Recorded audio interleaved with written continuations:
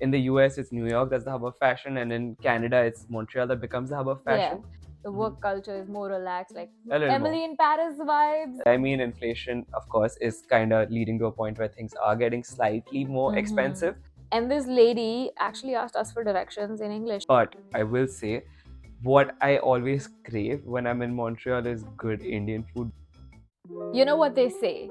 Desperate times call for Navigating life in French with Google Translate. Montreal's charm is real until you have to open a bank account or survive winter sidewalks. From bagels to bureaucracy, it's a city like no other, and we've got stories to prove it. If you've been there or you're there, this one's for you. This is Desperate Times. Welcome back to another episode of Desperate Times. I am Sakshi. And I'm Varun. And as you can see, we're sitting side by side. Yes, so that can only mean one thing. Varun is here in Toronto. I am, after so long. Yeah, it's been a while. It has. I think this is the first time you're here in summer, but almost summer. Questionable because almost this is not summer. Almost that. So how does it feel to be back? I mean, so far it has been so good. I think when I was in Montreal, the last 2 days that I was there, the weather was really good there, and as soon as I got here, the weather has gotten good here. Yeah. So I'm pretty happy about that. Yeah, you've gotten around the bad stuff, but I mean, this is like great for us to talk about your life in Montreal, which is gonna be today's topic, and then we'll get into my life in Toronto in the next episode. One. Yeah.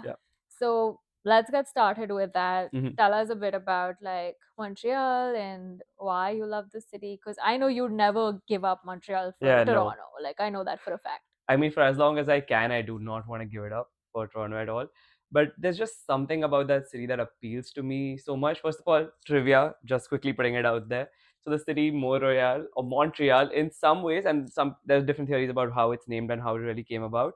But from what I kind of guess is the closest one is that there's a hill out there called Montreal, and based on Montreal is where the name kind of comes from, and that's how they've named it Montreal, and that's how it kind of evolved from. But again, coming to why I really love the city is just the vibe of the city. I feel like having moved from Mumbai to Canada, I've gotten used to that super fast paced life and lived that for like 25 years of my life, 26 years of my life ish. But then having moved to Canada, I wanted something slightly slower, but not extremely. Yeah. Okay. A little bit, because I feel like that hustle personally was not for me. As I just moved, I wanted to kind of slow down a little bit. And I think that's something that you also must be aware of in terms of the culture of Montreal. That it's a lot more relaxed. Slower. Yes, because it's more European, right? Like Montreal is in Quebec, which is mainly French-speaking state. Province. Let's call it a state province, but questionable. I mean, that's why I was like state. And then because it's French-speaking, there's a lot of European French influence, which means slower living. People enjoy life more fully there. The work culture is more relaxed, like Emily in Paris vibes. A little bit, yeah. Yeah. So I mean, yes, I've heard that, but in my head, I'm like, yeah, for a vacation, but I don't know if I want to live there. Like I could, but you have come there and you have said that you would. I came for a vacation, right? That's the point. Like 2 summers ago, I came there for a vacation, and it was amazing. I mean, the food was great, the culture was great, and as a tourist, I loved it. But living there versus tourist is different, and that's why we're getting you to spill the tea, right? Like, tell us more what life like is in Montreal. So in general, I moved there to study at Concordia University I came here in fall 2022, and now we're in 2025, so nearly 3 years that I've been there. And in terms of just infrastructure, if I want to get a little into that, it's like a good mix of being modern at the same time being European, as you mentioned. Yeah. So everywhere you go, you'll see a little bit of like European architecture right next to modern architecture. Then again, there's European architecture, again modern architecture. So it's perfectly blending that into how it kind of appeals to people. Yeah. And one thing about, I don't know if this is specifically Montreal culture, Quebec culture, what, but park culture is super big there. Yeah. It's super big. Like on any given day, me and my friends would just be like, okay, let's just bring out a barbecue, go out in the park and just relax out there. In fact, I mean, I remember when we were in Montreal too, that I remember we went to this park which had a pool in the middle of the park, which was like, wow, this is amazing. Like summer pool in the middle of a park. Like this is best of both worlds, right? It is. And there was like a park in every corner. Each park looked different. A bunch. Yeah, I mean, I haven't been to any other city in Quebec. Mm-hmm. but Montreal definitely has great park culture for sure. That is it. Fashion is another thing. I It is. mean, I mean, honestly, this is something I hear from a lot of people. And okay, sure, in some ways, I understand where it comes from because a lot of hmm, people refer to it as in the US, it's New York, that's the hub of fashion. And in Canada, it's Montreal that becomes the hub of yeah, fashion. And I think even this one time when I was traveling back from Toronto to Montreal, even my cab driver was pointing it out, being like, as soon as he like drove into Montreal, he felt like a major switch in fashion and how people kind of carry themselves. I, for one, I don't know if I really feel it as much because I feel like I've directly gone there. So to me, it yeah. all seems normal. I You're a feel like local, I mean, right? exactly, but I feel like maybe you'll be able to speak a little more to that. I don't think I noticed it all that much, but yes, there were some things like people were more. It's again the French influence, right? The like European fashion, Yeah. and a lot of people do migrate from French speaking European countries to Quebec because it's easier for Mm-hmm. them. So I guess when they do that migration, I mean, they bring a lot of their culture, their fashion with them, Mm-hmm. which Toronto doesn't really get, right? Fair. So Toronto, I guess, is a lot more multicultural in general compared to Montreal. yeah, I mean that's what I hear, but Mm-hmm. there are pockets, right? There are pockets, and Mm-hmm. we'll get into that in the next episode. Yeah, This that's is fair. not about Toronto, this is about Montreal. Fair. So let's not deviate. Mm-hmm.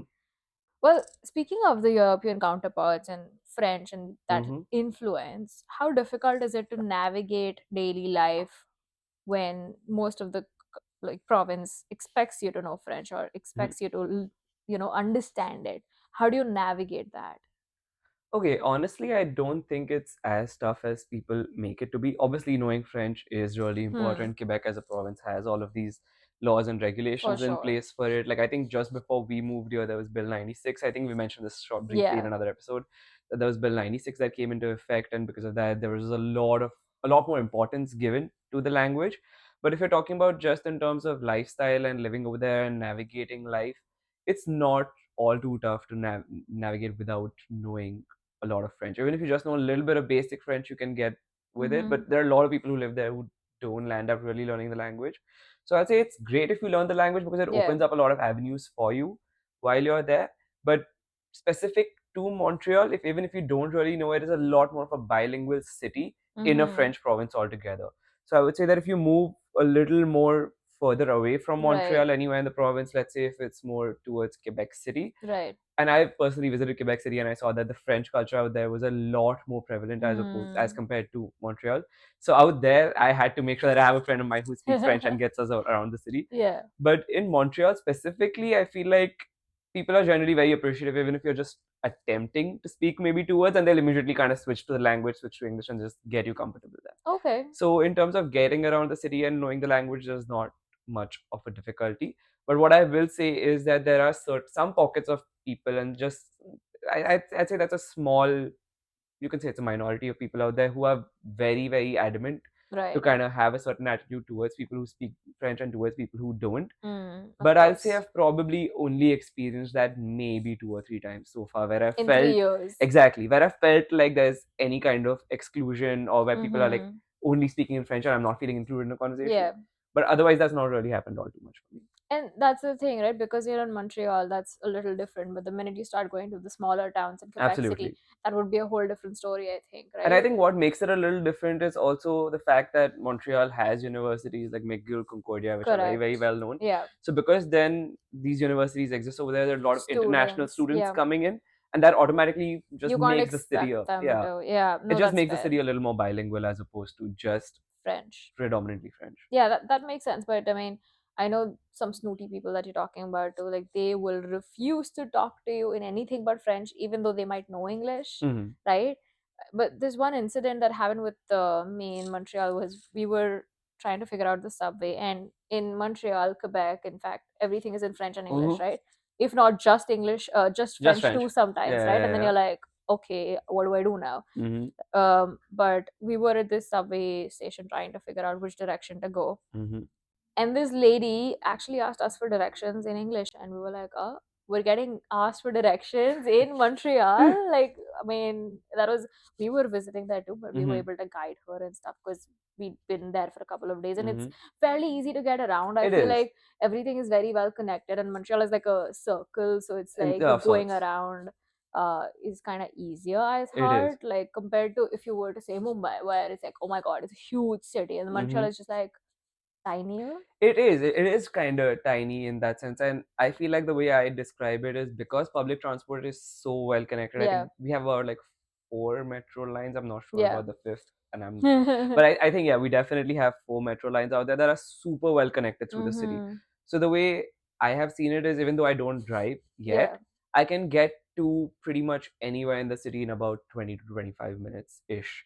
Metro frequencies are super Yeah. good. Bus frequencies are, there's two kinds of buses. You have like one frequent line buses and Yeah. one non-frequent line Makes buses, and the sense. frequent line buses are coming in like every 7 to 8 minutes Mm-hmm. again.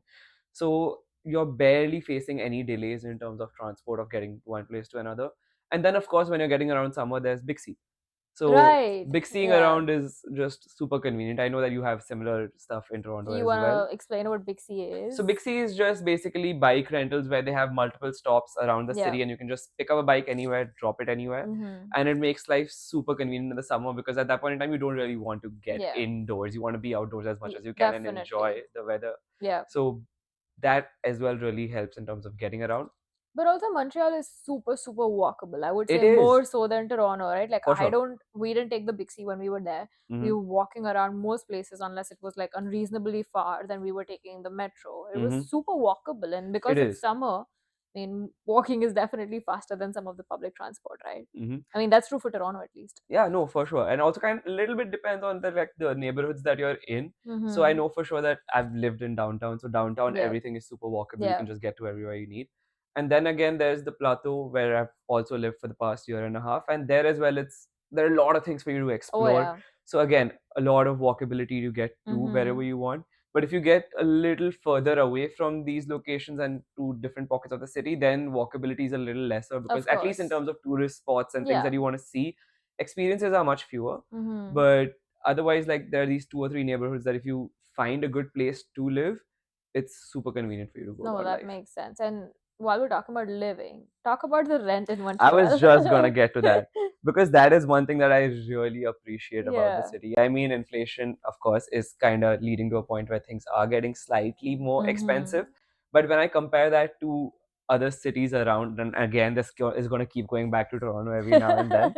But rent is, the way I see it, is nearly, if not half, maybe just a little over half of what Yeah. you see in a city like Toronto, and I would say maybe a quarter of what you see in a city like Vancouver. So Yeah, I guess rents so. across the country are pretty inflated, but somehow in Quebec they've managed to regulate that and keep that to something Mm-hmm. being a lot lower. So if I have to give you an example, it's even possible for you to find studios, and of course these are the tougher finds, but you can find yourself a studio for like 850, 900 What? ish. It's possible. These are really tough Wow. finds, but they're definitely possible. You don't even get a room here for that much. I mean, Hmm. what? Like in downtown at least. Yeah, no, over here things are super, super expensive. But I do know friends who have like found those prices around. Maybe right now it's closer to like the 1200, 1100 mark, which is Mm-hmm. getting closer to what it is here. Yeah. But again, now if I have to talk about, say, one bedroom apartments or two-bedroom apartments, you can start finding these in budgets of like 1400, 1600. So about a Wow. 200 price increase, you can get like an extra room. Wow. As opposed to other cities, it gets a lot Oh yeah. more compared to Mm-hmm. just that. Yeah. So affordability is a big factor that's kind of keeping me in Montreal as long Makes as I can, sense. because of course, incomes right now and with how the economy is, people are not getting paid a whole bunch. So if No. you have to save, rent is a major factor where you Oh can yeah, save. that's the biggest fixed expense, right? Like I Right. mean, if you think about it on a monthly basis, groceries is one, yes, Hmm. but your rent is no matter what, right? Absolutely. So completely understand where you're coming from on Hmm. that. And given a choice, I mean, I do say that I like Montreal more than Toronto, and Hmm. rent is one of the factors because it's not just about the money, but the Hmm. size of the apartments. Like it's Are, huge, are much right? bigger. Yeah. It's older construction versus like Toronto downtown is newer construction, and Hmm. older constructions are bigger. Yeah, for sure. I mean, you do have, if you want to look for modern living, there are options out there as well, where you have newer constructions, you have great condos out there. But then those again come with price attached. So Correct. if you're happy to spend as much, you'll find those kind of luxuries, amenities, all of that. But at the Mm-hmm. same time, you also have options to have subsidized living without the amenities and much lower rents to save the money if you Yeah, I mean, you're so busy in life. What amenities? I mean, I barely use the amenities here, to be want. honest. We'll get to that. We'll get to that in the next one. For sure. Like, I feel like one last thing, or maybe one of the most important things besides rent that we haven't discussed about Hmm. Montreal, is the food. Mm-hmm. Because I absolutely love the food in Montreal. Okay. Like, it's not, I don't think there's a whole lot of variety, or at least I didn't try different types of cuisine because I was Mm-hmm. trying to have more French food, more continental food, or more basically food from Montreal. Mm-hmm. But tell me about your experiences as a local and just like exploring Montreal, about the food and what you've heard. So from what I have experienced so far, in terms of food, there's plenty of options in general. You have all kind of cuisine. So even though I said that Toronto is the more multicultural Mm-hmm. city, in terms of food, I feel like that kind of is pretty much at par, where you have any and every kind of cuisine and a Okay. bunch of variety. I feel like, though, if I have to speak about particular things, you have bagels, Of which course. Oh my God. people really die for. You have Saint Viateur, you have I was gonna Fairmont ask you bagels. to get bagels, then I forgot. Damn, I should have got some. I forgot.